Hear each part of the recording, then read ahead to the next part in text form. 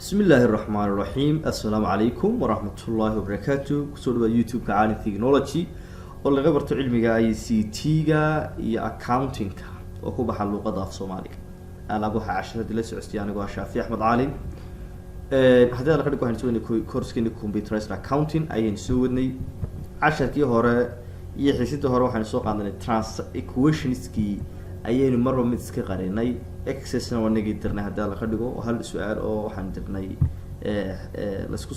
soo dayo haddii la dhigo oo laylisa ayaan dirnay markaynu xiisadii hore inta soo array waxaan soo aragnay transaction-ka ayaan hore soo aragnay dhacdooyin baynu hore soo aragnay waxaan dhacdooyinku waa economic event bay ahayd waa dhacdo ganacsiyeed bay ahayd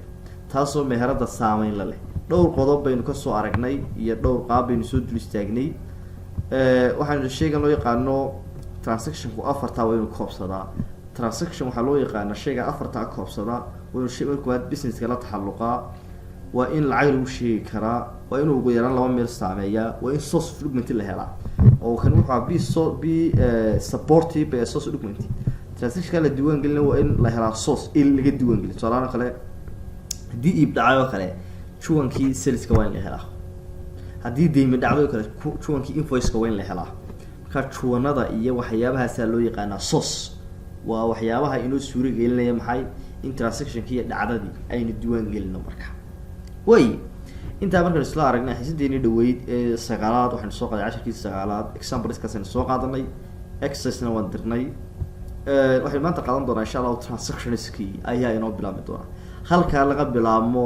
waa meesha ay hawshu ka bilaabi doonto runtii waa meesha ardaydu ay ku kala qaybsami doonto haddii la ka dhigo haddaynan halkaa insha Allah dadaal weyn ka sameeyna aad bay u yar hawl badan tahay halkaa laga bilaabo accounting-ku runtii intan oo la fahmo accounting-ga waa base fiican weeye waa base fiican oo chapter-kaasi waa la qabsan karo ka intii uu yar hawl badan runtii halkaas ay ka bilaabanaysaa iyo fahankeeda iyo waxa soo dhan marka transaction-kii koowaad maanta arki doona insha Allah iyo transaction labaad transaction aynu dhigan doona insha Allah transaction waxa la yiri waa dhacdo koowaad oo meherada ka dhacday waxa la investment by the owner English farabado meesha ku qoran muhiimad ma laha English meesha ku qoran ashyaaba jirta markiiba ku soo kumaysa dhacdadan dhacday marka hore waa maxay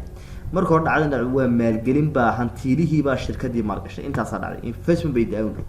waxaad markiiba fahantay in shirkadii la maalgashay marka dhacdo kasta intaas uma la eegtaa investment by the owner ownerkii hantiilihii baa shirkad maalgelin كوا كمبين عس وحول إنك لو يقان راينيل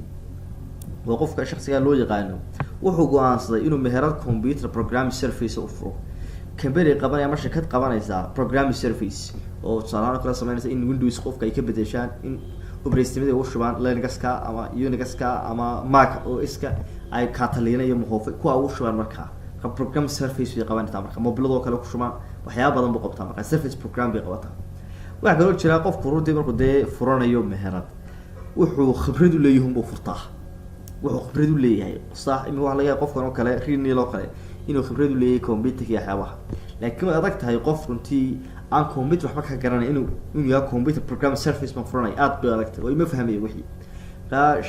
shaqo kasta qofka qabanaya wixii waa fahmi karaya marka way marka wuxuu sameeyay maxay computer program service which his name magaca wuxuu bixiyay software waxaan hore number ku haboon runtii September kowdeedii 2020 halkaas waxay idin tahay ka note waxay idin ku qoran 2012 dhib ma leeyahay waa sanadkii buugeen ugu qoran buug accounting principles ku taala asaasi runtii dhib ma leeyahay waan bedelan karnaa sanadku waxba sheegi maayo qani waxa ka dhiganaa 2020 September kowdeedii meherada afar way meherada wuxuu ku maalgashaday he invests wuxuu ku maalgashay meherada 15,000 oo cash ku maalgashay wuxuu markaa imika meherad la bilaabayo meherad la maal gelinayo dee marka hore meherada waa in qofka hantiilihii waa inuu meherada lacag geliya marka hore waa inuu lacag geliya oo inta badan dee meheradu amaah kuma bilaabaa aad bay adagtay in meheradu aad waxba amaah ku bilowdo aad bay adag way dhacdaayo in aad badna haysto way dhacdaa badna aad amaah soo qaato soo wax suura gala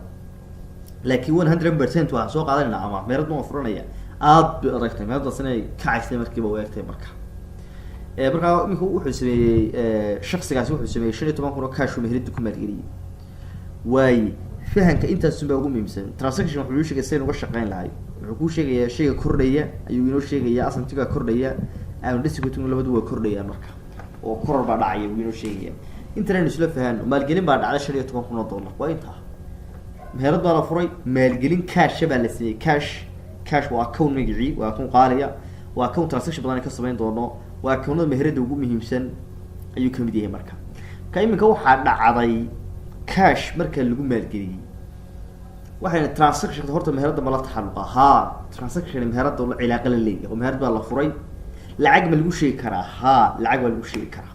sax qodobkii labaad ma hee uu ka soo baxay number 3 muxuu ahaa qodobkii shaygii transactionka loo eegayay ee saddexaad wuxuu ahaa laba meelood ma saameynaya markaasin doona inay isla fahanno waa runtii ka ardayda caqabada ku noqday challenge ku noqdaan way saaka laba meelood ma saameynaya saddexdeeni elementi mid waxa loo yaqaan assets midna waxa loo yaqaan liability midna waxa loo yaqaan ownership waxaan ugu yaraan waa inuu laba saameeya markaan uga jeedo waxaan uga jeednaa laba elementi uu saameyn kara oo mar asset iyo liability uu saameyn kara mar liability iyo ownership uu saameyn kara mar kasta laba saameynaya laakiin maantana laba saameynaya labadaba saameynaya asset uu saameynaya cash baa dhacdayo asset uu saameynaya وين براندو نايو maanta haba inagu horeysa dhacday horta asset waa saameynaya account ka loo yaqaan cash wuxuu hoos yimaadaa asset wel waxa kale oo saameynaya ownership hantiilihiina waa saameynaya labada qaybood asset-kiina waa saameynaya ownership marka labada qaybood saameynaya labadu waa inay isleekaadaan bay laasimo oo qasbi marka way waxaan teginaa cash book laga bilaabo arday kasta si uu insha Allah u sii wado accounting kan iyo chapter kan iyo chapterada dambaba si gacanta looga shaqeeyo arday kasta waxa ku waajibay inuu soo qaato buugga loo yaqaan cash book sawirkiisa waan soo dhigaya insha Allah ka fiican ma soo dhigaya hadii la qadigo mid baa jira grid lines miidhan layma yaro jaxjaxana badan kaas ma fiicna laakiin mid leemankiisu waasac yihiin baa aad u fiican marka hadii alla ka dhigo ka laga bilaabo buugga loo yaqaan cash book inoo soo qaado aad bay noogu baahanay buugga loo yaqaan cash book way noo baahanay inoo soo qaado marka way maxaynu sameeynaa marka waxaan tegaynaa excel-kii ayaan tegayaa oo ii furnaa excel-kii waa kan saddexdii element waa kuwan assets equals liability iyo ownership equity saddexdii elementiba waa kuwa waayo marka saddexda element assets iyo liabilities iyo ownership equity saddexdaba mar uu laba kamid oo markasta laba kamid uu saameeyo dhacdo kasta waa sidaa account-ada maanta kala baran doono account-ka ugu horeeya asset waxa loo yaqaan cash oo maalgelin baa dhacday cash balment lacagna qada lacagtaas waxay tahay xadigeedu waa $15,000 $15,000 weey anu barnaamijka Excel baan isticmaalayaa runtii Excel ku aad buu u fiican yahay dhinaca noocaas aad buu u fiican yahay laakiin ardayga wax baranaya waxa uu fiican cash book hadaba wada cash book ayaan ku baran marka runtii arday kasto accounting baranaya waxaan kula talinaya inuu cash book isticmaalo account Excel ka sax si intaan cash book ma isticmaali karo oo ma sameyn karo anu laakiin Excel kana aad runtii habkii cash book aho sales buu leeyahay khaanadu leeyahay marka كانوا كنا كنت استعماله لكن واحد كل تلني رنتي إن بوجا كاش بوجا هذا نص قاطع هذا الرقم واي شيء $8 أو نص تيجا وكاسوا كاش دي كاش مرة صار لنا هل كان كقرميني واحد سبعين إنه هوس بينو صور دقيقنا وكاش واحد لنا محيي واتاسو عشان $8 هوس بينو دقيقنا ساس الله قرا هل كنا واحد يقول إنه أو نص كوتي أو نص كابيتال بس على كابيتال الله ولا ده وكمان ركنا حدنا مقع على بعدين نوبر إنه مقع على بعضك يدو حقولنا يستغنى $8 وحقصبا لباس إني السنابة وحقصبا كواس إني السنابة وحقصبا إني كواس السنابة فكنا نقول لكم هذا وقتها لباس يرون كسر وحقصبا لباس إني السنابة بقصبا كون إني السنابة accounting layout كميت جابي وفقصنت إن سايو السنابة مركا قيمة كدعليه كوابين دوينجل transaction 1 ودوينجل إساسي مركا transaction 1 أصلاً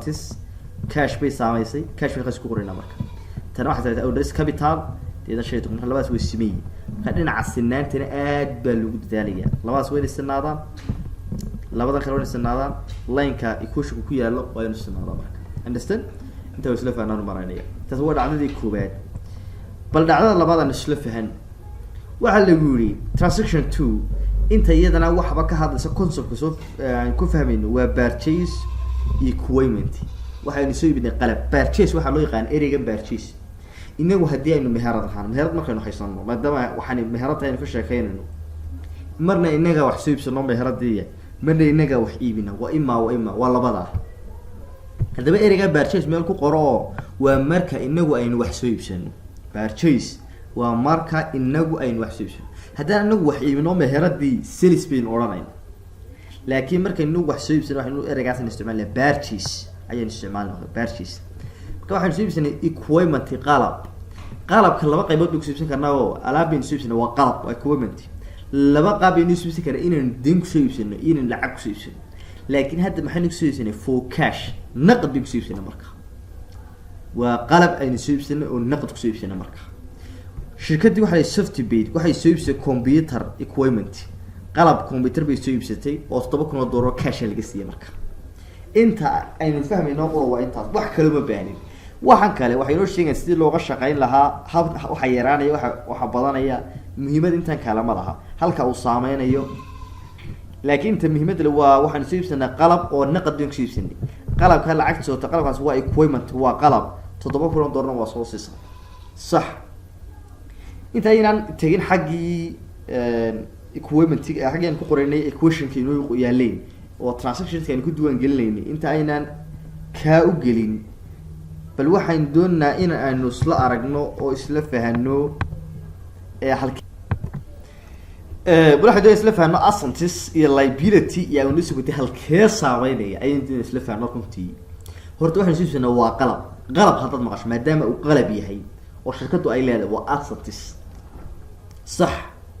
qalab ka maxaynu ku soo iibsanay cash oo lacagtii 15 kun ahayd ayaynu ka saarna fahamku waa sida daba sidee loo duwan geliyaa way isweydiin sidee loo duwan geliyaa adigu markaad hadhow ku qorayso buugaaga transaction 1 markaa duwan geli transaction intaas ka dhigay transaction 2 markaa duwan geli anu lakad waxaan ka sameysanayaa halka cash-ta waxaan ka dhiganaynaa equipment qalab waa equipment waa qalab صح equipment marka saa u aragnay qalabkaasi qiimihiisu muxuu noqonay equipment-tiga iyo qalabkaasi qiimihiisi maxaad soo siisata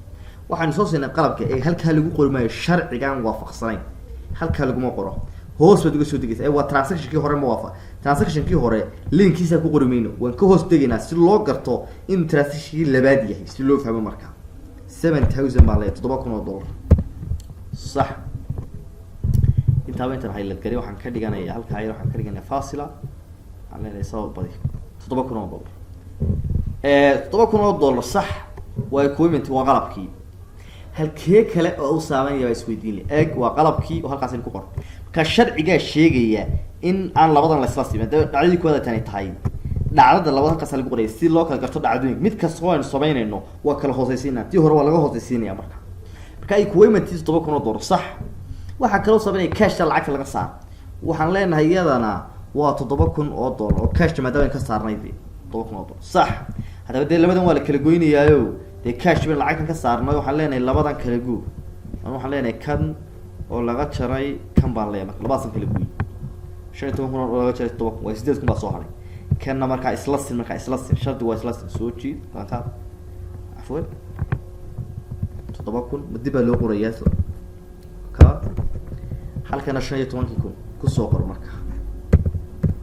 waka soo marka imka labadii dhinac misligi markasta qaybtaasi waa inay leekaataa maxay qaybta markasta waxa laasima labada qaybood haday isleekaan waayeen way qaldan dhacdaas waxba ka qaldan ka qaybtan oo runtii ah halkan in yar idin balbalaadiyo aan in yar qaaga all border tamaan raahdo all border soo marta marka qaybtaasi aan ka dhigay midabka loo yaqaan yellow ama huruuda waa in la ka qaata qaybta orange-ka ay tahay markasta asantiska way labada kale leekata marka 15,000 bayna weeyaan halkana waa 7,008 labada marka isku yeeyo 15 haday kala bataan waxba ka qalad dib baad ugu noqonaysaa marka waxaan filayaa 10ka aad iyo aadka u muhiimka labada dhacdaan ku duwan galin dhacdooyinka way si soconayaan 10 transaction bay noo soo socdaan kadibna waxaan qaadan doonaa hadii la ka dhigo hadii la ka dhigo statementyada qaadan doonaa runtii marka kuwii hore loo eego casharadii hore way ka yar dheeraan doonaan dhinaca minuteska way ka dheeraan doonaan maadaama xisaabad badan aynu samayn doono insha allah faham badanna u baahan marka ardayda halkan iskala jaan qaadayna ama halka fahamka u baahan waa bartan halka fahamka u baahan waa halka marka ardaygu wax kasta uu fahmi waayo si gaarana wuu soo weydiin karaa groupkana way iga soo weydiin karaa labadaba way iga soo weydiin karaa marka insha allah waxaynu ballanaa in transactionska idinkuna intaad fahantaan marka hore oo aad halkan ka casharka akhrisataan marka dambe aad dusha ka qortaan baa inoo ballan insha allah waad mahadsantihiin wassalaamu calaykum waraxmatullaahi wabarakaatu